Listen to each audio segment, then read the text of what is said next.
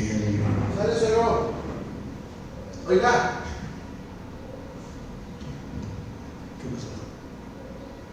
¿Nos va a dejar tocar en la idea de la verdad? Ahorita hablamos de eso.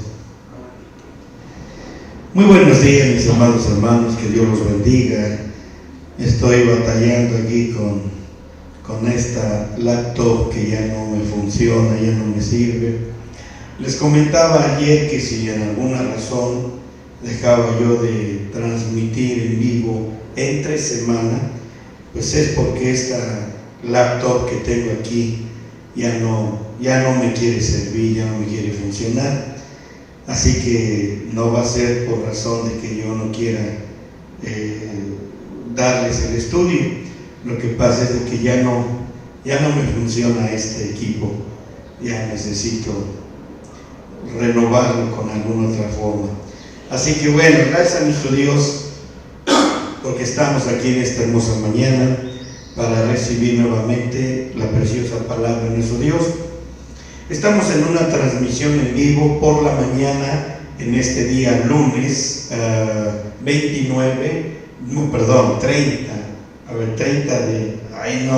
23. Creo que todavía ando medio adormilado.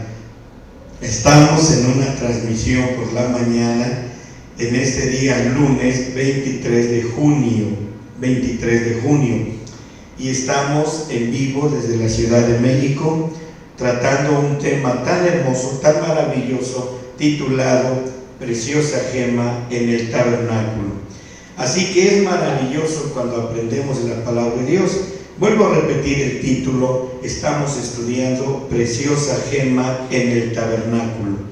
Este es nuestro tema de esta mañana y qué maravilloso contar con la familia de Cristo en diferentes lugares donde ya sea en vivo o diferido nos hacen el honor de seguirnos y estar con nosotros en esta transmisión donde la palabra de Dios es predicada. Bueno, mis amados hermanos, antes de hacer un resumen, vamos mejor a hacer una pequeña oración pidiéndole a nuestro Dios que Él bendiga nuestros corazones. Nuestro buen Dios y Padre eterno, queremos acercarnos a ti en el glorioso nombre de tu amado Hijo, nuestro Señor Jesucristo, para traer delante de ti nuestra ofrenda, para traer delante de ti nuestro presente en esta mañana y darte a ti, Señor, lo que a ti te corresponde, lo que a ti te mereces, Señor, todo honor, toda honra y toda gloria, toda adoración y alabanza lo damos a ti, Padre, porque solo tú lo mereces, porque solamente tú eres digno de recibir todo honor, toda honra y toda gloria. Y en esta hermosa hora, Padre Dios, queremos suplicarte que tú nos des sabiduría acerca de tu palabra. No nos dejes en la ignorancia, mi Dios. Destruye toda ignorancia que domine, Señor, nuestro corazón, nuestra voluntad, nuestra mente, y llévanos, mi Dios, al ámbito de tu luz, amor, vida y reverencia, Padre, para continuar en este camino. Gracias, mi Dios, en el glorioso nombre de nuestro bendito Señor y Salvador Jesucristo. Gracias, Jesús, gracias. Amén, amén, amén. Bueno, pues vamos a iniciar haciendo un pequeño repaso acerca de este estudio. Estamos todavía en un punto o en un inciso, como ustedes lo gusten asimilar, en donde estamos hablando sobre las razones para estudiar el tabernáculo.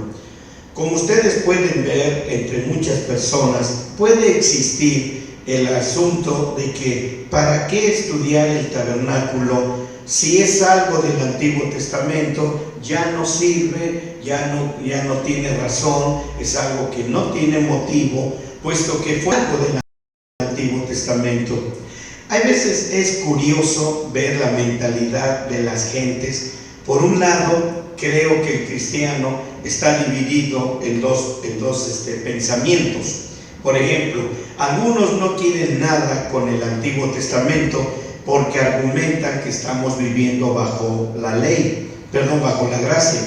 Y dicen, ya no tenemos nada que ver con el Antiguo Testamento porque eso es de la ley y ya no estamos en la ley sino en la gracia. Ayer que estuvimos aquí estudiando un poquito más de la palabra de Dios, nos dimos cuenta la importancia, en este caso, de ver y conocer acerca de los dos tipos de leyes que la palabra de Dios nos enseña: la ley moral y la ley espiritual o la ley ceremonial. Más bien, corrijo, repito, la ley moral y la ley ceremonial. Eso es algo que muy poca gente ha captado cuando se trata o se habla de la ley.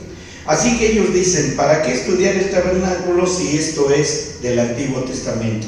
Y el otro grupo tiende a tener un gran interés por la ley y dicen, tenemos que guardar la ley. Los que dicen que ya no estamos bajo la ley, yo lo menciono nada más por hacer la diferencia o marcar las diferencias en pensamientos. Los que dicen, ya estamos bajo la gracia, y yo soy uno de ellos, yo digo, estamos bajo la gracia, pero si ustedes me preguntaran en un sentido, ¿qué es estar en la gracia? Estoy seguro, amados míos, que se sorprenderían, porque este es un asunto bastante hermoso, hablar sobre la gracia, pero bueno, hay tantas cosas. Entonces, tenemos diversidad de pensamientos, unos están aquí, otros están allá. Sin embargo, el hecho de estudiar el tabernáculo no pertenece ni a un pensamiento de acá, ni al otro de este otro lado. Por ejemplo, ¿por qué tenemos que estudiar el tabernáculo? Número uno, que contiene la descripción de la medida de la estatura de Jesucristo. Eso ya lo estudiamos. Número dos, fue construido de acuerdo a la planeación divina. Así que no fue una obra, no fue un trabajo que solamente por mera ocurrencia se le vino a la mente a Moisés. Número 3, la necesidad que el pueblo tenía, la necesidad que el pueblo de Israel tenía del tabernáculo. Y ese es donde ahorita vamos a meditar un poquito. Las razones por las cuales el tabernáculo fue construido y por qué nosotros en este tiempo debemos estudiarlo es un asunto muy, muy importante dentro de nuestra vida espiritual, dentro de nuestro desarrollo moral y nuestra educación espiritual. Tenemos que aprender sobre ello, porque si no aprendemos sobre el tabernáculo, amados míos, nunca tendremos una claridad acerca del mensaje del Señor Jesucristo, ni sabremos en realidad cómo conocerlo a Él, cómo acercarnos a Él, cómo pedirle un cúmulo de cosas que podría mencionarles. Así que aquí vamos a ver, número 3, la necesidad que el pueblo de Israel tenía del tabernáculo. Esta es la tercera razón. Debemos estudiar el tabernáculo. Ahora, hermanos, ya que hicimos un pequeño resumen, durante muchos años Israel había en la oscuridad, en una tierra de tinieblas llamada Egipto, totalmente lejos de Dios y sin recibir por consecuencia ninguna revelación acerca de Él. Se puede decir que únicamente, si ustedes hacen memoria, entraron, hablando de la nación de Israel, sin considerar en este caso a Jacob, pero pensamos por ejemplo en las naciones, hablamos de los 12 hijos de Israel, más el padre.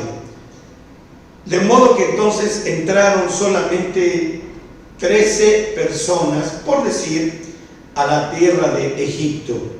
Ellos entraron ahí. ¿Quién fue el primero que llegó a Egipto? Como conocen ustedes la historia, fue José, quien por sus hermanos había sido vendido. Conocen la historia. Desde que ellos fueron realmente esclavizados, porque ellos no entraron como esclavos, entraron ellos como visitantes y terminaron como esclavos. De modo que ahí tuvieron que haber casado, se tuvieron que haber entrado la familia y procreado la familia, e hicieron toda una gran nación en la tierra de Egipto, nación que de alguna manera es muy curioso estudiar estos detalles, pero no lo voy a hacer porque es entrar en muchas corrientes, muchas vertientes. Mi punto ahorita es solamente que toda esa nación que creció, se desarrolló en Egipto, desconocían totalmente del nombre del Señor, no tenían revelación, comunión, no tenían ellos más que como podemos encontrar en el libro de Éxodo, en el capítulo 1 y 2, donde dice: oyó el clamor, el gemido de la nación de Israel desde Egipto. Pero en sí tenían un concepto que lo llamaban el impronunciable, el Dios desconocido, el Dios invisible, el Dios que no tenía manifestación alguna, hablando físicamente y creo que hasta ni espiritualmente. Así que ellos desconocían muchísimas cosas relacionadas a Dios, no tenían ellos conocimiento, pero aún cuando ellos eran elegidos de Dios, seguían siendo el pueblo pecador, seguían siendo un pueblo pecador, pero a más no poder, y había necesidad de encontrar un camino para acercarse a Dios. Este concepto a mí me llama mucho la atención y me deja muy asombrado acerca de la gracia, del amor, la misericordia de Dios. ¿Por qué Dios abrió un camino para ellos? Porque déjenme hacer un pequeño repaso, muy débil, muy pequeño, muy resumido. Y no voy a entrar en detalles. Ustedes recordarán que les había yo enseñado anteriormente cómo Dios no había sido primero la nación de Israel a los que Dios les había ofrecido la Torá, ¿verdad? Vimos, si no ando mal en mi memoria, vimos Dios, y si no ando mal también, parece que fue a los de Moab, o no recuerdo exactamente, pero vieron dos naciones antes que la nación de Israel, a quienes Dios les dio la Torá.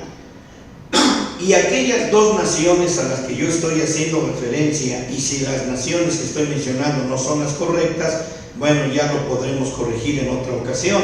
Pero de lo que sí estoy seguro que les he enseñado es que dos naciones que la Israel, Dios les había ofrecido la Torá. Situación que ellos vieron muy difícil de cumplir con la ley de Dios, y entregaron, por así decirlo, la Torá a Dios y le dijeron: Señor, mira, eres muy amable en confiarnos esta pesada ley, pero no podremos cumplirla, así que mejor te la entregamos. Dios la tomó porque Dios respeta el libre albedrío de cada persona. Entonces, por tercera ocasión, Dios tomó a la nación de Israel, les dio la Torá, les dio ese conocimiento de su verdad, y ellos lo aceptaron, sabiendo que de alguna manera ellos jamás iban a poder cumplir esa ley. No fueron honestos ni sinceros delante de Dios, estoy hablando de la nación de Israel. No fueron tan honestos y sinceros como las otras dos naciones a las cuales Dios ya les había dado la ley y ellos la regresaron, por así decirlo. La nación de Israel dijo: sí, déjanoslo. Ellos lo vieron como un tesoro personal, un tesoro particular. Ellos abrazaron la ley del Señor, pero no para cumplirla, sino para sentirse halagados, para presumir, para tener un carácter presuntuoso. Nunca lo hicieron con el deseo de decir: Señor, con esto nos va a servir para poder honrarte, para poder buscarte. Ay, perdónenme, pero estas mugres moscas no me dejan en paz. Perdónenme si hago movimientos extraños. Entonces, ¿qué cosa fue lo que pasó? Ellos se posesionaron de la ley de Dios para cumplir sus propias necesidades. No lo hicieron para eso. Ellos lo hicieron un acto presunción, de decir tenemos la ley de Dios. Ese Dios maravilloso, majestuoso es nuestro, pero nunca dijeron nosotros somos de Él. Ellos argumentaron, ese Dios es nuestro, como una posesión, como decir, ahora podemos manejarlo a nuestro antojo, etcétera, etcétera. Pero eso no voy a entrar en detalles. El punto es que Dios les dio la ley y ellos eran totalmente pecadores. Nunca eran ellos gente perfecta. Es decir, Dios no les dio la ley a nadie, ni la gracia, para ir de una vez abarcando estos conceptos, ni tampoco le dio la gracia ni la ley a gente perfecta, a gente que mereciera todo aquello. Sí, sino que Dios les dio la ley a los judíos sabiendo que ellos eran gente sumamente pecadora. Cuando Dios trajo la gracia, ¿en qué condición estábamos nosotros los gentiles? Seguimos y estamos en una situación deprimente en cuestión de prácticas de pecado. Así que ni los judíos ni los gentiles éramos dignos de poder recibir la ley o la palabra de Dios. Así que entonces, a pesar de que Dios miró la gran decadencia moral y espiritual de la nación de Israel, cosa que no ha cambiado mucho como los gentiles, Dios preparó un camino. Dios sabía que en su estado de pecado, aunque ellos habían abrazado la Torá, ellos seguían en pecado y desconocían un camino. No sabían un camino por dónde encontrar a Dios, por dónde buscar a Dios. Así que Dios, en su grande amor y misericordia, no iba a poder estar satisfecho de que la nación de Israel cumpliera cabalmente con la ley, aunque nunca lo hizo. Pero Dios tuvo entonces la necesidad de erigir un tabernáculo, un templo, un santuario, donde Dios pudiera comunicarse con ellos y la nación de Israel con ese gran Dios eterno. Así que entonces, hermano, estando aún ellos todavía en grande pecado, Dios vio la necesidad de establecer un santuario para ellos. Debido a su grande amor, Dios proveyó para ellos, por medio del tabernáculo, una revelación del camino para tener acceso ante su presencia y comunión con ese Dios maravilloso. Amados míos, si nuestros corazones son humildes y capaces de recibir enseñanza, siempre encontraremos algo que aprender de alguna persona o de gente que ha caminado en comunión con Dios. Esto que estoy diciendo a ustedes ahorita es exactamente lo mismo que hemos aprendido acerca de esos 11 árboles que habían en el huerto del Edén, más aparte el árbol de la vida, que es Jesucristo, y el árbol del conocimiento del bien y del mal, que es Jehová Dios no engendrado, bendito su nombre. Así que entonces, amados míos, como ustedes pueden ver, espérenme a ver si puedo terminar con esta cosa que no me deja. Bueno, perdónenme. Entonces era necesario que Dios estableciera un tabernáculo, un templo, un santuario. Y la misma palabra de Dios encontramos que dice: hacedme un santuario y yo habitaré en medio de él y ustedes también alrededor de él. Conocen todo ese asunto, lo conocen. Por decir un ejemplo, déjenme hacer este dibujo mientras les enseño algo. ¿Recuerdan ustedes entonces sobre esos 11 árboles? Estaba yo con ellos, pero ven cómo sí me distrae esta mosca maligna. Les estaba hablando de los 11 árboles porque les estoy diciendo que, hermanos, siempre encontraremos algo que aprender de alguna persona, gentes que han caminado y teniendo comunión con Dios. Siempre hay algo que aprender de ellos. Así que usted rodéese de gente que busca a Dios, rodéese de gente que adora a Dios, que vive en comunión con Dios, que siempre está hablando de Dios, y usted siempre va a encontrar muchas cosas que aprender. Eso fue lo mismo, como ya lo dije, en cuestión de los árboles. Ellos eran vencedores de las creaciones anteriores. Ellos eran gentes que habían aprendido, que aprendieron acerca de padre maldad, madre maldad y Abadón, y aprendieron a vencerlos. Así que ellos tenían mucho que enseñarle a Adán, hombre y mujer, si de veras ellos querían conservar una verdadera relación con el Señor. Así que entonces, amados míos, en el cenáculo, ya se los dije, déjenme dibujarlo rápidamente aquí. Déjenme solamente hacer un cuadro, un rectángulo, perdón. En este rectángulo vamos a establecer lo que viene a ser la puerta. Y luego tenemos el santuario. En esta ocasión no lo voy a dibujar como acostumbramos a verlo a través de una estatura. Aunque si ustedes son laboriosos y curiosos, se darán cuenta que aquí está precisamente el diseño y la forma de la cruz. Aquí tenemos el primer mueble y el segundo está aquí. Esta parte de afuera es la parte del atrio, como ustedes ya han aprendido. Esta parte que estoy señalando ahorita aquí con el marcador es el lugar santo. Luego subimos hacia arriba y está el lugar santísimo. Aquí están los velos que dividían una parte de la otra. Este es el patio, este es el atrio. Entonces, la nación de Israel, voy a dibujar unos pequeños cuadros. Y esta nación de Israel, habitaban ellos alrededor del tabernáculo.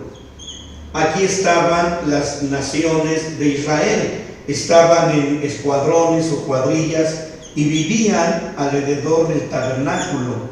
Así que aquí estaban 4 órdenes de 3. Estas 4 órdenes de 3 correspondían precisamente, como ya ustedes pueden ver, a las naciones de Israel. Todos ellos eran encabezados por cada uno de sus generales, por así decirlo, y estamos viendo de Judá, de Benjamín, perdón, de Judá, de Manasés, de Benjamín y de Efraín. Así que entonces, de alguna manera, como ustedes pueden ver, aquí se cumple lo que el propósito de Dios tenía para el pueblo de Israel. Dice, hacedme un santuario. Aquí está el santuario. Y luego ellos tenían que habitar o vivir, alrededor del santuario, alrededor del tabernáculo. Vean eso. Ellos vivían ahí. Gracias, hijo. Me va a caer muy bien. Gracias. ¿Cuál era el propósito de nuestro Dios? ¿Cuál era el propósito de nuestro Dios? Al poner a la nación de Israel en la parte de afuera del tabernáculo, ¿cuál era el propósito? Ciertamente, en un sentido, podríamos pensar, es que alguien se llevó mi matamoscas que estaba aquí y ya no lo tengo. ¿Cómo me está dando guerra esta cosa? Entonces, de veras que me distrae esta porquería de mosca. Entonces ellos estaban afuera, ellos estaban alrededor del tabernáculo, ellos estaban aquí habitando por campamentos, cada quien, las 12 tribus de Israel alrededor. ¿Recuerdan ustedes que les he enseñado de un texto bíblico cuando dice, aquel que está en Cristo, nueva criatura es? ¿Se acuerdan que les he hablado sobre la importancia de definir muy bien ese versículo? Porque dice, aquel que está en Cristo. Dicho de otra manera, aquel que está dentro de Cristo, aquel que está dentro de Cristo. Aquí vemos que ellos son de Dios. Vamos a pensar, la nación de Israel está aquí afuera y ellos son de Dios, pero no están en Dios.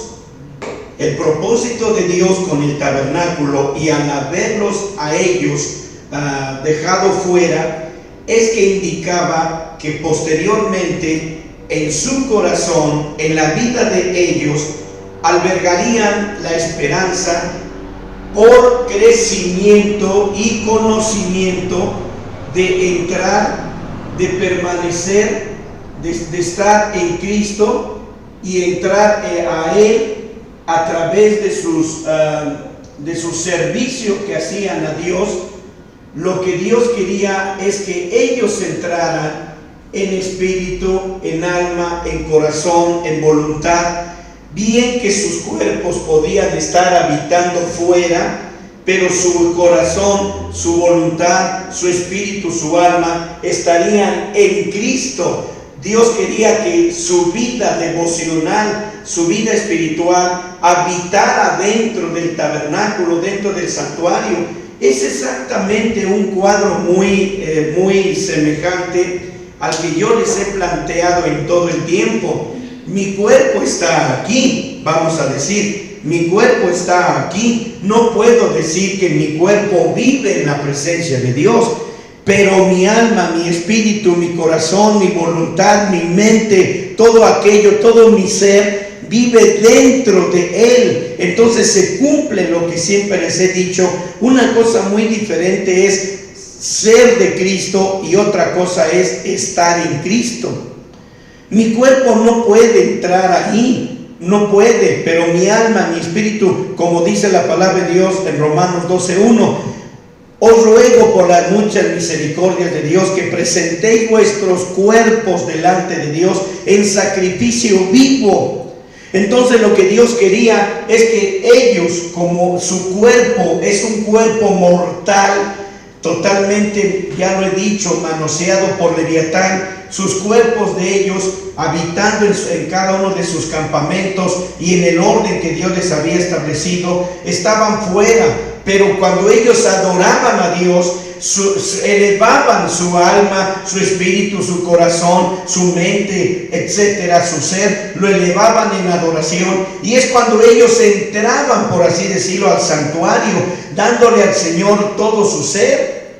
Esto es algo que ayer, por ejemplo, qué curioso, ayer veíamos algunas cosas interesantes sobre esto. Por ejemplo, miren esto. Les decía yo ayer, ¿por qué el pueblo de Israel falló? ¿Por qué falló? Si ustedes están entendiendo lo que estoy diciendo, ayer yo les hablaba y les decía, ¿dónde estuvo la falla del pueblo de Israel? Que es la misma falla que está teniendo el pueblo de Cristo en estos tiempos de la gracia. ¿Dónde estuvo su error? Vamos con la nación de Israel. Ellos perdieron el amor, ayer lo veíamos. Perdieron el amor. Ellos ya no pusieron amor a todo lo que hacían. Se había vuelto un fastidio. Se había vuelto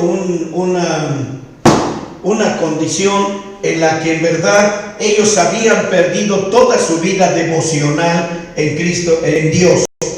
Así que en un sentido, las flechas que estoy poniendo aquí, las flechas indican que cuando ellos adoraban a Dios, todo su ser entraba al santuario, entraban al tabernáculo, por así decirlo. Pero cuando ellos perdieron su amor hacia Dios, entonces todo su ser y su tipo de adoración que Dios les había dicho que elevaran a Dios, empezó a ir en dirección opuesta hacia la voluntad de Dios.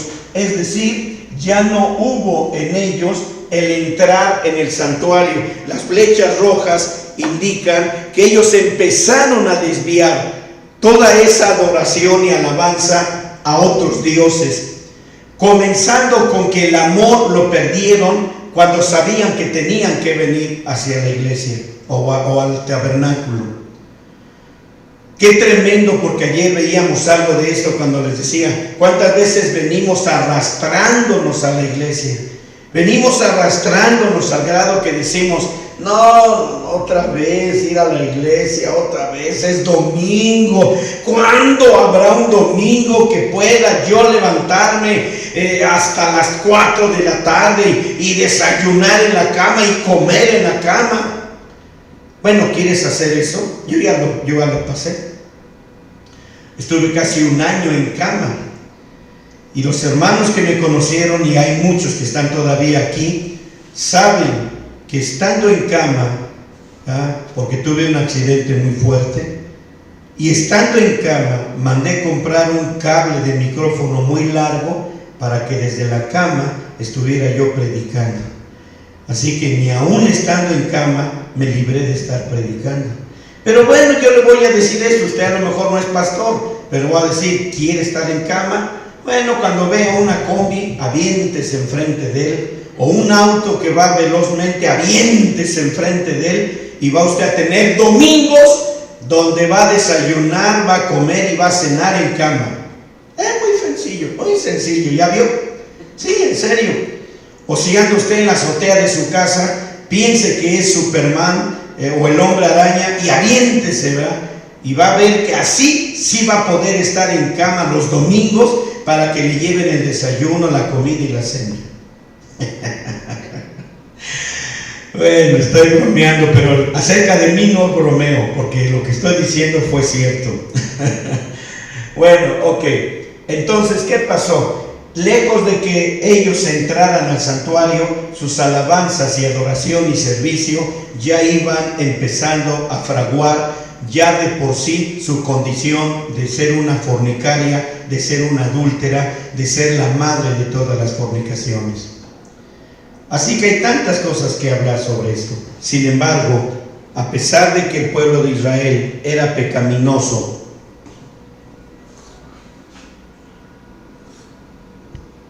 como lo somos nosotros también, los que vivimos bajo la gracia, aún así Dios nos ha dado de su grande amor. Ayer una cosa que me dejó asombrado es cuando estábamos hablando acerca de cómo Dios nos mira, pero nos mira a través de ¿qué? A través de la sangre. Y cuando nos mira a través de la sangre, no nos mira con esos defectos, nos ve perfectos, por medio y a través de su bendita sangre. Así que entonces, mis hermanos, como pueden ustedes darse cuenta, necesitamos unirnos, como dije al final, con gente que de veras busque a Dios. Qué tristeza que los cristianos se juntan con falsos pastores, falsos profetas, gente malvada que blasfema contra Dios o que tuerce el evangelio y tuerce las escrituras, y miren cuán gran multitud de gente los aplaude y los sigue. Qué tristeza. Vamos a la cuarta razón por la cual debemos estudiar el tabernáculo. Vamos a la cuarta. Y en este caso, la cuarta razón es que gran porción de la palabra del Señor está dedicada al tabernáculo. Bueno, lo voy a decir correctamente. La gran porción de la palabra del Señor dedicada al tabernáculo. La gran porción de la palabra del Señor dedicada al tabernáculo. Esta es la cuarta razón por la que debemos estudiar el tabernáculo. Amados, el hecho de que Dios haya dedicado tantos capítulos en su palabra a este edificio particular, ¿no creen ustedes que debería despertar nuestra curiosidad espiritual para investigar su gran importancia y decir, bueno, Señor, ¿por qué le diste tantos capítulos a esto? ¿Por qué razón? Así que miren, la palabra de Dios nos dice que toda escritura es divinamente inspirada y útil para enseñar, para redarguir, para corregir, para instituir en justicia. Lo sabemos de memoria en 2 de Timoteo 3, 16 y 17. Y aquí tenemos 4 razones excelentes por las cuales deberíamos estudiar y observar la palabra de Dios. Fíjense bien. Así que entonces, es tan importante leer la palabra de Dios, dígase desde Génesis hasta Apocalipsis. Toda la palabra de Dios es útil. Y como fue la palabra de Dios inspirada por Dios, yo solamente puedo pensar en una cosa, mis hermanos. Qué tristeza que hayan gentes que nadan se ahogan en su propia ignorancia absurda, ridícula, cuando dicen que la Biblia tiene contradicciones. Ay, Dios mío. Ay, Dios mío. A veces yo solamente me quedo pensando y digo, cuán mayúscula es la ignorancia de estas gentes. Conocí y he conocido a mucha gente, bendito sea el Señor, de toda variedad de gentes. Entre una de ellas, por mencionar a una de ellas, era un ingeniero muy inteligente para hacer sus diseños arquitectónicos y tantas cosas. Y cuando me conoció, era yo un muchachón de unos 18 años de edad, me acuerdo muy bien. Nunca se me olvidan las experiencias que Dios me ha permitido pasar. Y me dice, a ver, dime tan solo en este texto bíblico, y mira aquí y mira allá. Primero les puedo decir que él no era cristiano, nunca fue cristiano, él ya murió desgraciadamente. Nunca fue cristiano, nunca entregó su vida a Cristo. Teníamos pláticas, a pesar de que él era un hombre mayor que yo en edad y en conocimiento de la materia que él profesaba. Me dijo, mira, yo estudio la Biblia y estoy pero empapado de la Biblia, pero con un motivo. Le digo, ¿cuál? Pensé que me iba a decir, de conocer la verdad. No, a él no le interesaba la verdad. Él estudiaba la Biblia para encontrar contradicciones. Y me decía, aquí hay una, y aquí hay otro, y aquí hay otro, y aquí hay otro. Así que hay gente que se especializa en eso. Pero, pobrecitos, son unos pobres infelices porque no conocen la felicidad que usted y yo tenemos de conocer a Cristo en nuestro corazón. Así que vamos a ver. La palabra de Dios nos enseña, número 1, nos enseña doctrina.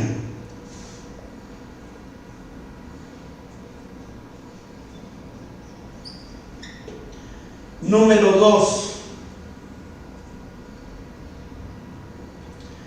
es enseñanza, corrección, si estoy bien, es que luego redargüimiento. Redargüimiento.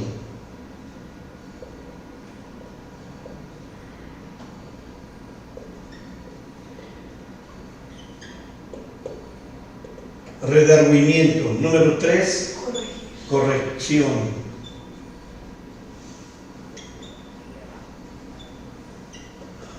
Y número 4, justicia.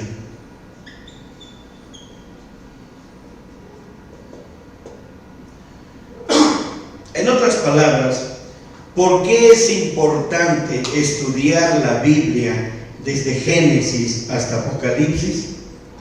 ¿Por qué? Porque desde Génesis a Apocalipsis la Biblia nos proporciona doctrina, redargüimiento, corrección, para que podamos conocer justicia y de esa manera conocer.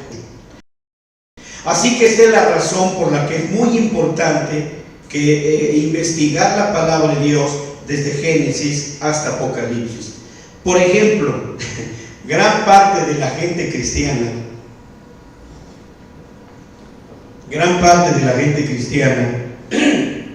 cuando estudian la palabra de Dios o leen la palabra de Dios, más bien leen y llegan al punto donde encuentran las, ¿cómo podemos decir? Las genealogías, ¿verdad? Y fulano de tal, con tal y tal, de tal y tal y cual, de cual y tal, dicen ellos, ay no, eso sí es lo que menos me gusta leer. Eso no me gusta, me fastidia, todo eso lo brinco, todo eso yo me lo salto, no me gusta estudiar sobre ese asunto de las genealogías. Bueno, ¿qué podemos aprender de ello? Podemos aprender que si Dios escribió las genealogías, es porque los nombres y las familias que componían a esas gentes tienen algo que enseñarnos espiritualmente. Así que, hermano, Dios sabe por qué escribió la Biblia como la escribió, y más que todo, vuelvo a repetirles, la escritura fue inspirada por Dios. Y si nosotros encontramos algún texto bíblico que se contradiga, entonces esa inspiración divina que es de Dios Quiere decir que Dios necesita ir a nuestra escuela para que Dios se siente en una silla, en un pupitre, como un estudiante ordinario, y poner ahí al maestro de gramática para que le enseñe a Dios Todopoderoso, porque entonces él se equivocó, no supo decir las cosas. Dios no sabe decir las cosas. Porque si usted encuentra una contradicción en la Biblia, hermano mío, entonces con esto quiere decir que Dios no es Dios, que Dios no es perfecto, que Dios no es soberano absoluto, que Dios no es sabio, que Dios no es inteligente, etc. Entonces Dios es un tontuelo y que nosotros somos los sabios, y que Dios necesita ir a una universidad o por lo menos al kinder para que aprenda a hacer las cosas para el día que dicte una Biblia. Cuando tú encuentras una contradicción en la Biblia que para ti es una contradicción, lo que tú necesitas entonces es doblar tus rodillas, poner tu frente en el suelo, humillarte delante de Dios y decirle: Señor, aquí tengo un problema. Óyeme, yo tengo un problema. No es de que usted doble sus rodillas y le diga: Señor, creo que aquí tú tienes un gran problema. No, el problema lo tienes tú. Así que dobla tus rodillas. Y lejos de estar escribiendo y grabando y videograbando y subiendo en el YouTube un mundo de tonterías que salen de tu mente enfermiza, mejor dobla tus rodillas y ponte a orar y dile: Señor, aquí yo tengo un problema, no entiendo esto aquí, para mí es una contradicción. Qué tremendo. Pero ¿sabe qué se necesita para hacer eso? Humildad de reconocer que yo no sé nada, no tengo nada, no conozco nada, no sé a dónde ir sin Él. Bendito su santo nombre.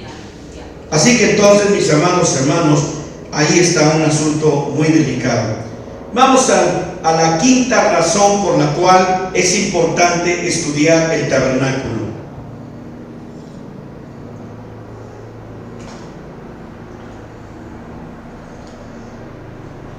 Ahora, les voy a decir algo que parece que va a causarles un poquito de asombro. Perdón. Bueno, por eso es por lo que luego los lunes les fallo seguido, porque es la muerte para mí los lunes estar no levantándome temprano, sino predicar. Pero no me estoy quejando, ahorita estoy muy contento, estoy hablando la palabra de Dios con un humor muy bueno para mí. Así que ahora, vamos a ver. Les dije que les iba a decir algo que les iba a causar asombro, solo que ahora ya me estoy asando y eso que está nublado. No podrías abrir ahí la puerta. A ver si por lo menos me entra un poquito de airecito. Ándale, gracias. Bueno, ahora déjenme decirles algo. Ustedes, podría yo decirles una pregunta, les puedo hacer una pregunta a mis hermanos que por internet en vivo diferido, me gustaría hacerles la pregunta, aunque yo sé que no voy a recibir respuesta. Digo porque no tengo forma de escucharlos, no podemos interlocutar, pero aquí estamos. La pregunta es esta: si hablamos del tabernáculo mosaico o el tabernáculo del Antiguo Testamento, creo que la pregunta a lo mejor sea muy tontuela, pero déjenme hacerles la observación. ¿De qué cosa nos hablará el tabernáculo del Antiguo Testamento? Nos hablará obviamente del Antiguo Testamento. Entonces, si yo les hago la pregunta y les digo: encontraremos en el Antiguo Testamento, a través del tabernáculo del Antiguo Testamento, encontraremos enseñanza relacionada al Nuevo Testamento, es muy probable que ustedes digan: no, claro que no, porque son dos periodos distintos, diametralmente diferentes. Eso posiblemente yo puedo creer que es lo que podrían ustedes responder. A lo mejor yo me estoy equivocando en querer pensar por ustedes o dar una respuesta por ustedes. Muy bien, vamos al asunto. Primero escriban el quinto razón por la cual debemos estudiar el tabernáculo. Número 5. Una comprensión más clara del Nuevo Testamento. ¿Oyeron eso? Una comprensión más clara del Nuevo Testamento.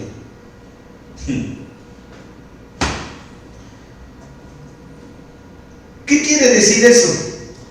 Que para comprender de una mejor manera el Nuevo Testamento es 100% necesario conocer el tabernáculo del Antiguo Testamento, ya que si nosotros llegamos a una profundidad y comprensión acerca del tabernáculo del Antiguo Testamento, ¿qué creen?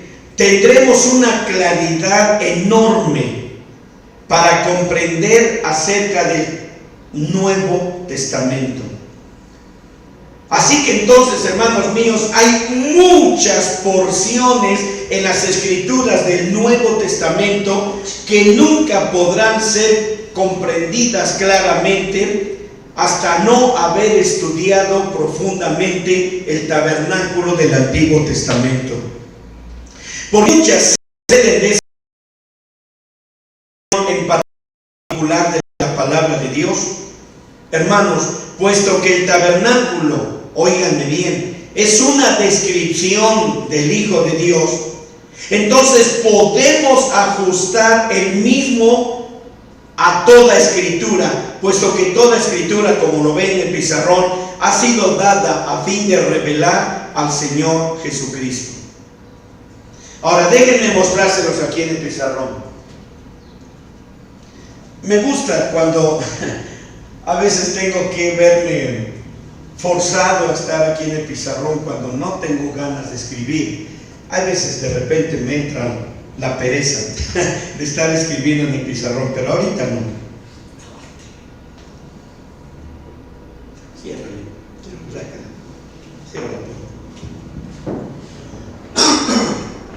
Vamos a establecer una balanza que nos deje claro el asunto. Y vamos a ver aquí, por ejemplo, en el Antiguo Testamento y el Nuevo Testamento,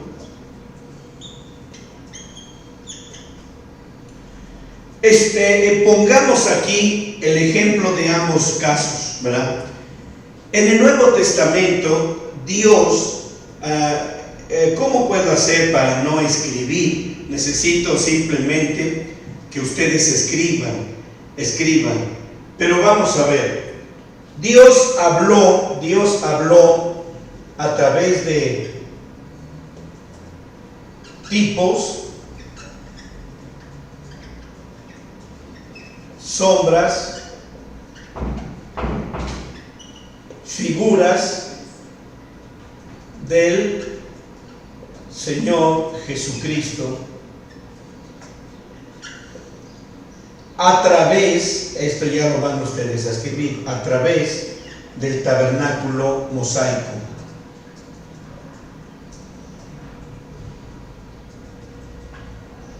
A través del tabernáculo mosaico. En otras palabras, ¿cuál fue desde un principio la intención de Dios para darle a Moisés la orden precisa de construir un tabernáculo? ¿Cuál fue el propósito, el motivo de Dios? De que a través del tabernáculo del Antiguo Testamento, el tabernáculo mosaico, la nación de Israel pudiera tener, aunque fuera en tipos, sombras y figuras, pudieran contemplar la naturaleza divina del Señor Jesucristo. Oigan eso, del Señor Jesucristo, dicho de otra manera, del Yeshua HaMashiach. Así que lo único que Dios pretendía y pretendió al darle al pueblo de Israel el tabernáculo fue que ellos tuvieran, y ya lo dije, aunque fuera en tipo, sombra y figura, todo lo relacionado a su amado Hijo, que el día de mañana vendría a la nación de Israel en un cuerpo, viviendo en un cuerpo divino, en un cuerpo especial, con un alma y un espíritu engendrados todos del Padre. Así que entonces, amados míos, esto era el propósito del Señor, que la nación de Israel a través de esto pudieran tener una claridad cristalina, al 1,000,000% de claridad, para que ellos, el Señor Jesucristo viniera, pudieran identificarlo tan claramente. Yo se los he venido diciendo. Yo les he dicho que la nación de Israel no tenía ninguna razón, ningún motivo para rechazar a Yeshua HaMashiach, que decía ser lo que él decía ser, el enviado, el Hijo de Dios, el Redentor de la humanidad, el Cordero expiatorio de parte de Dios, Shalom Kahaya. Así que ellos lo rechazaron, pero no tenían ninguna razón para rechazarlo ni seguir rechazándolo como hasta ahora lo están haciendo, y que proclaman que están esperando a su Mesías. No tenía ninguna razón, porque precisamente el tabernáculo describía perfectamente y detalladamente, palmo a palmo, de cabeza a los pies, de derecha a izquierda, por el frente, por la espalda, por arriba y por abajo. Había una descripción total del bendito Hijo de Dios a través del tabernáculo. Así que, amados míos, qué cosa tan terrible, qué terrible. Ellos prefirieron convertirse en una gran ramera, en la madre de todas las fornicaciones. Ellos prefirieron eso.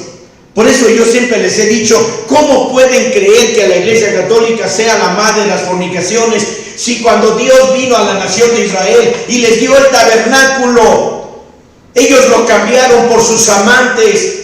Cuando Dios le dio a Roma, le dio el tabernáculo. Cuando le dijo a Roma, construyan el tabernáculo, y ellos dejaron el tabernáculo como lo hicieron los judíos y se fueron tras sus amantes, tras sus dioses. Hay tanto que hablar con esto y me exaspera la terquedad, la necedad y la ceguedad, lo ciego que viven estas gentes cuando defienden sus doctrinas torcidas y erradas y equivocadas. Así que en su tiempo, déjeme ver si encuentro un texto bíblico en Hebreos. Déjeme nada más tantito buscar a ver si lo encuentro rápido, por lo menos que sea rápido.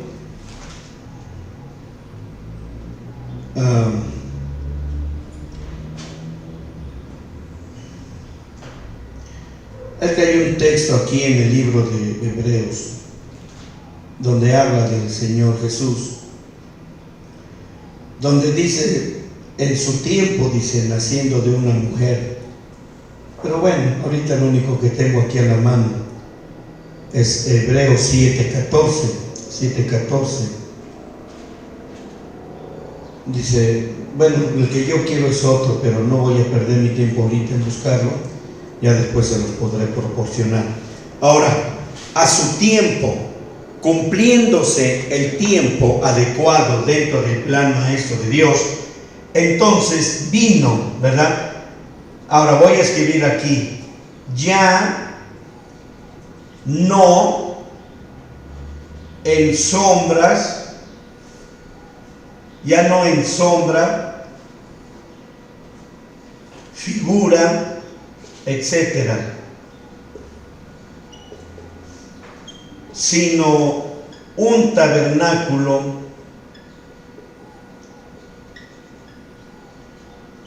viviente, vivo, lo voy a escribir aquí, vivo. Así que ahí vino. ¿Y dónde vino ese tabernáculo vivo? Vino exactamente en un pesebre, como todos conocemos la historia. Ahí nació, bendito el nombre del Señor. A lo mejor van a creer que es un ataúd. Van a pensar que es un ataúd. No, es un pesebre. Bueno, a veces me río de mí mismo. Ya ven que no siempre me río con ustedes. Siempre me he reído con ustedes, nunca me he reído de ustedes. También me río de quien sí tengo permiso de reírme, es de mí mismo. Bueno, es un pesebre, es un pesebre. ¿Y qué cosa estoy poniendo aquí? Un tabernáculo. Mejor déjenme ponerle sus muebles. Así que aquí nació, ¿qué cosa? Aquí estamos viendo cómo nació un tabernáculo viviente. Y ahí lo están viendo, el tabernáculo viviente. Fíjense una cosa bien maravillosa, amados míos. Un tabernáculo viviente que estaba naciendo, que había nacido, que acababa de nacer, Vamos al libro de Lucas, Evangelio de Lucas, en el capítulo 2,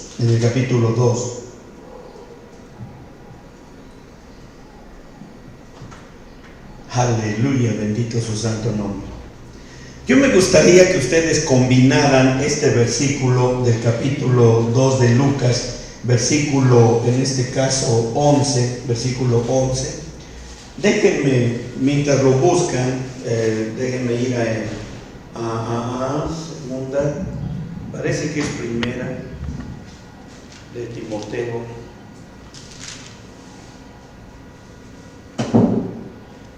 Si ustedes combinan este texto de Lucas capítulo 2, versículo 11, si ustedes lo combinan con primera de Timoteo 3:16, ahora escuchen bien lo que estoy diciendo, siempre confunden con segunda de Timoteo, estoy hablando primera de Timoteo 3:16. Si combinan ustedes esos dos versículos con el de Lucas y Hebreos, Timoteo, primera de Timoteo, van a encontrar algo curioso. Por ejemplo, dice en Lucas 2:11, que os ha nacido hoy en la ciudad de David un Salvador, que es Cristo el Señor. Que es Cristo el Señor. ¿Quién nació? Cristo el Señor. Ha nacido Cristo el Señor. Ahora, en primera de Timoteo 3:16, dice de esta manera: y sin contradicción, grande es el misterio de la piedad. Dios ha sido, ¿qué? Manifestado en carne.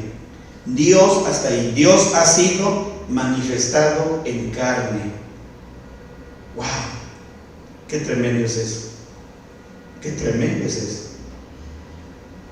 No sé si realmente comprendan lo que estoy tratando de decirles, pero si no lo comprenden, déjenme hacer un pequeño dibujo aquí en el pizarrón para que ustedes lo comprendan.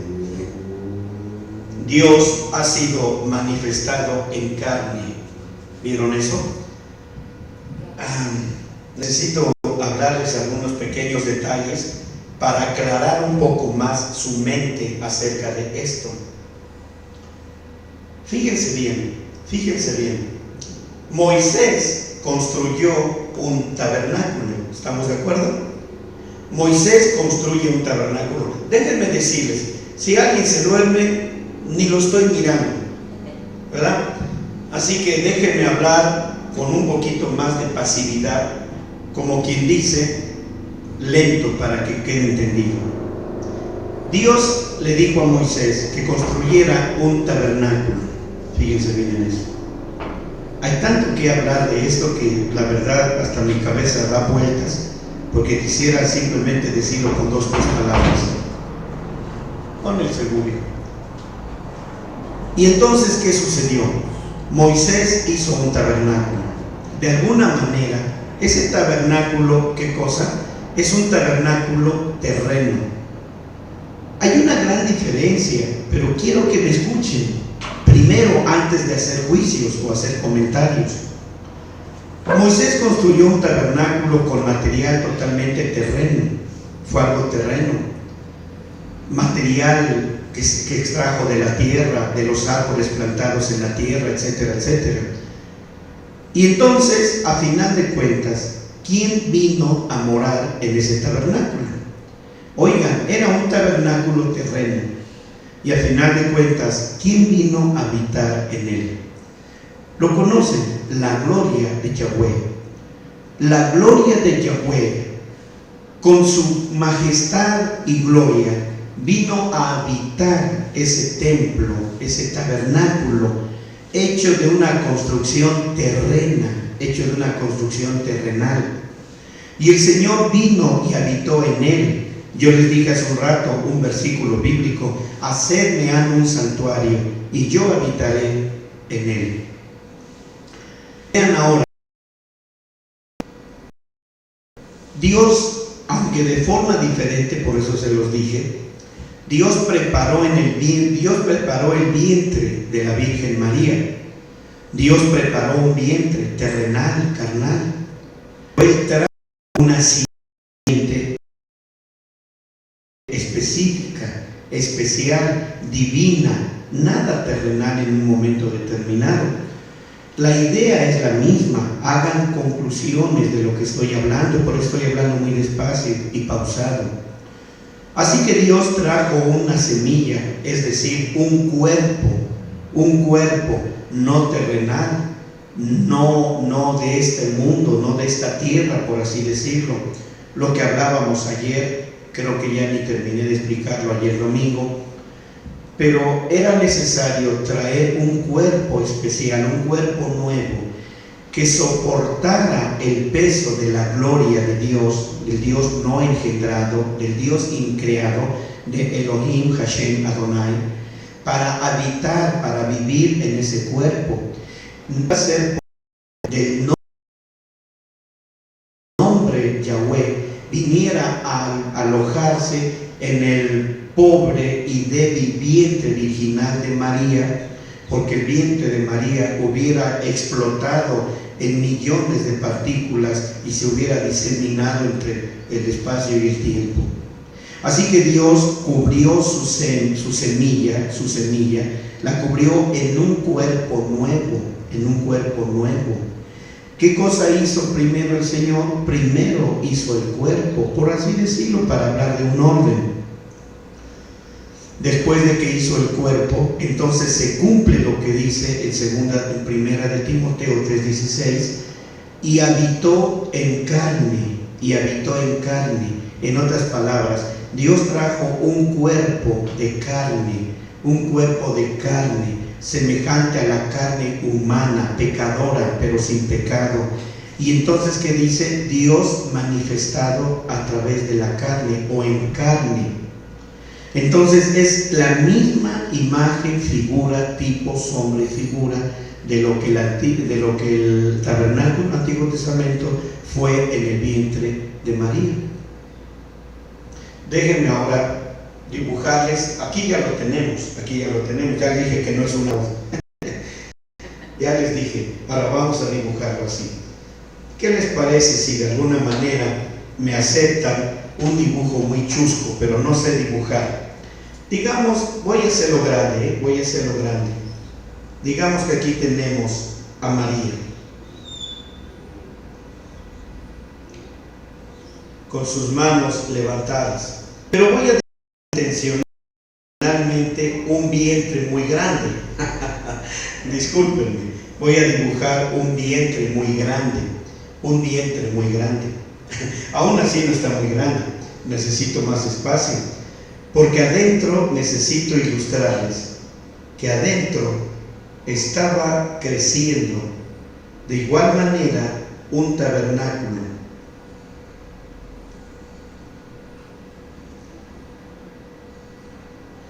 Adentro de su vientre estaba formándose un tabernáculo, es decir, un cuerpo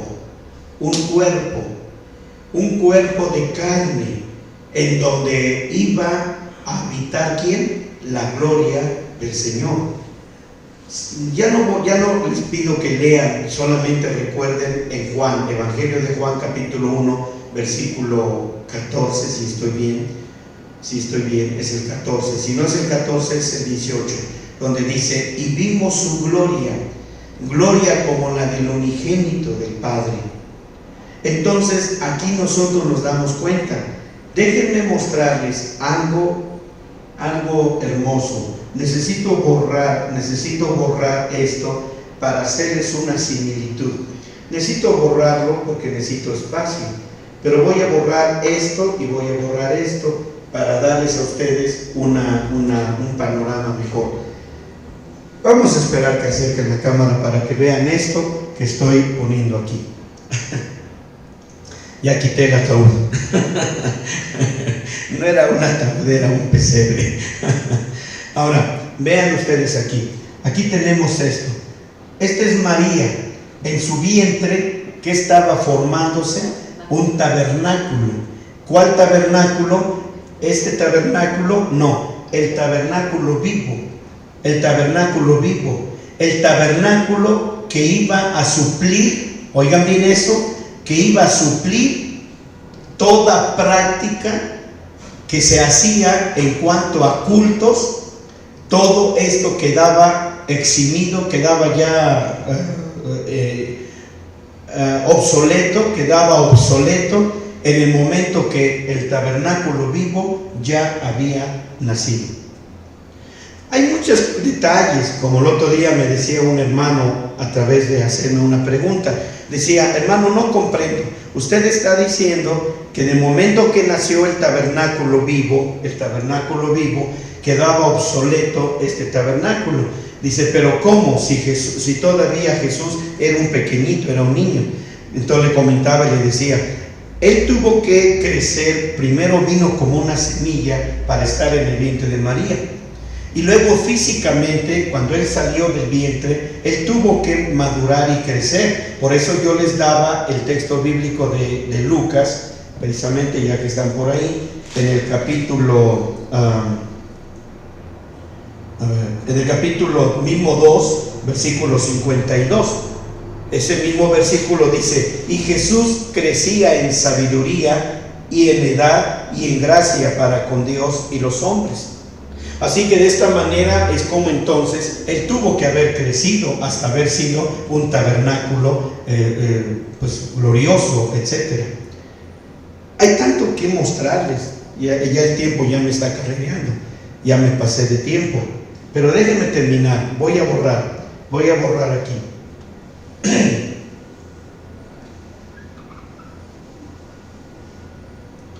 Quiero mostrarles esto antes de irnos.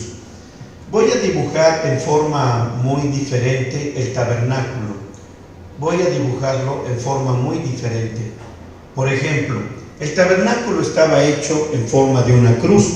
Esto ya se los expliqué. Y aquí vemos, por ejemplo, la primera porción donde encontramos cómo el templo o el santuario estaba dividido. Hace un momento se los dibujé de esta misma manera, de esta misma forma, pero bueno, más o menos así. Entonces, ahora, recuerden ustedes cómo se ve la palabra de Dios cuando dijo: háganme un santuario, habitaré en medio de ellos. Cuando dice la Biblia que el tabernáculo tenía que ser, por así decirlo, inaugurado, tenía que venir la inauguración del tabernáculo. ¿Quién lo inauguró? La misma presencia de Yahweh, la misma presencia de Elohim. Vino la gloria de él, y en la forma de una columna de fuego que había alrededor, vino la gloria del Señor y llenó el santuario, llenó el tabernáculo con su gloria. Vino y llenó el santuario. Miren bien eso. Yo creo que no sé cómo poder explicarles en el otro lado de la balanza. No sé cómo dibujar el asunto para que puedan ustedes entenderlo. Pero lo voy a hacer en la forma acostumbrada. Vamos a ver. Aquí estaba un cuerpo, por decirlo así, humano, un cuerpo humano que fue formándose en el vientre de María. ¿Quién es este que estamos viendo aquí? Jesús. Esta es la parte que estaba ahí. Pero ahora, ¿qué cosa sucede? Adentro de Jesús venía precisamente el Cristo. Ahora voy a poner una flecha. Esta es la palabra, este es el nombre, este es el Cristo que estaba dentro de él. En otras palabras, hay una cosa muy similar, a ver si ya lo captaron, muy similar a lo que estamos viendo aquí. Un templo, un tabernáculo de materia terrenal que construyó Moisés, vino a ser habitado por la nube de gloria del Señor Dios, dando a entender que a él le placía y confirmaba su pacto con la nación de Israel al traer su mismísima presencia, la nube de gloria que llenaba el santuario. Ahí estaba habitando un tabernáculo terrenal. Ahora, aquí vemos un tabernáculo hecho de carne, habitado por la gloria del Cristo que estaba dentro de él. Esta era la confirmación que tanto pudieron haber visto los judíos y que tanto se contradijeron hasta la fecha, preguntándose si ese era el Cristo, el Mesías que había de venir. Siempre lo fue. Ellos, por eso les dije al principio, miren, en el último punto donde les dije, nos da una comprensión más clara del Nuevo Testamento. Entonces, el punto de esto, vean esto hacía que la misma cosa que se vio en Cristo Jesús cuando Él vino. Por eso les dije de Juan 1:14, y vimos su gloria. Venía con esa gloria que estaba aquí, venía con esa gloria. Ellos pudieron contemplarlo. ¿Acaso esa gloria estaba en Caifás? ¿Estaba en Anás? ¿Estaba en Nicodemo? ¿Estaba en José de Arimatea? ¿Estaba en algunos de los religiosos que gobernaban en ese tiempo de Jesús, gobernaban espiritualmente a la nación de Israel? Nadie tenía esa gloria, nadie, excepto ese hijo de carpintero, ese Galileo, ese Nazareno, ese hijo de María que le llamaban un bastardo. Él sí tenía esa gloria, como ustedes pueden verlo, y lo rechazaron. ¿Y por qué lo rechazaron? Porque veíamos ayer en un texto en segunda de Corintios 3:2, donde dice que les queda el velo. No es 3:2, pero es el capítulo 3, 23 me parece, donde dice que les queda el velo que les fue por Moisés. Ellos siguen teniendo ese velo que les fue puesto por Moisés, para que no vieran la consumación del fin. Oigan, la consumación del fin de todo esto. Esto estaba para tener un principio y un fin. Este es eterno. Bueno, mis hermanos, ha sido tan interesante estudiar de esta manera el tabernáculo. Si Dios quiere, mañana, por la mañana, si Dios nos da vida, continuamos con este tema de preciosa gema en el tabernáculo. Amados míos, ha sido un placer, ha sido tan maravilloso poder estudiar con ustedes la palabra de Dios. Quiero pedirles, quiero rogarles que me ayuden para expresar nuestra gratitud delante de nuestro Dios. Podríamos, si tuviéramos todo a la mano, todo un equipo a la mano, podríamos terminar con ese canto, algo más o menos que dice: quiero agradecer lo que Dios ha hecho por mí. No estoy pensando en eso, estoy pensando en otro, algo de gratitud. Pero bueno, como quiera que sea, la gratitud se expresa de muchas formas. Vamos a orar, vamos a darle al Señor nuestra gratitud. Padre Dios, quiero darte las gracias por estos momentos tan llenos de placer y deleite en el conocimiento de tu hermosa y bella palabra. Agradezco infinitamente, Señor, que tú tengas para nosotros este mensaje tan hermoso, tan precioso. Y quiero suplicarte, mi Señor Dios, que asimismo el sentir que hay en mi corazón lo haga que por han estado siguiendo. Bendice sus corazones. Permite que la gratitud venga al corazón de ellos.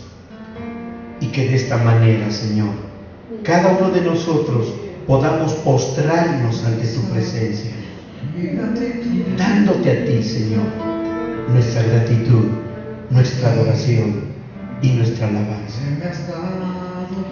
Ahora, Padre, ahora te ruego que toda esta sabiduría y todo este conocimiento que contiene esta palabra quede permanente en la vida de tu pueblo, en aquellos, mi Dios, que no importa cuánto tiempo transcurra en que ellos puedan descubrir en YouTube estos estudios, ahí se mantendrá el Espíritu de Dios trayendo este conocimiento. Mi Dios, yo bendigo a tu pueblo que busca a Cristo Jesús, y bendigo también al pueblo de Israel. Bendito sea la nación de Israel, y bendito sea el pueblo cristiano que busca verdaderamente el verdadero evangelio de Jesucristo. Gracias Jesús. Y ahora te ruego que este inicio de semana sea de grande bendición para todos mis hermanos, para todos en el mundo entero. Que este inicio de semana sea una gran bendición y que cada uno de mis hermanos, Señor, puedan alcanzar sus metas y objetivos que se han propuesto obtener mediante tu voluntad. Ahora te ruego y te suplico que la gracia del Señor Jesucristo, el amor de Dios, la comunión y la participación de tu Santo y bendito Espíritu sea con todos y cada uno de ellos, ahora y siempre. En este glorioso nombre de Jesucristo te lo estamos rogando. Gracias, mi Dios. Amén. Amados míos,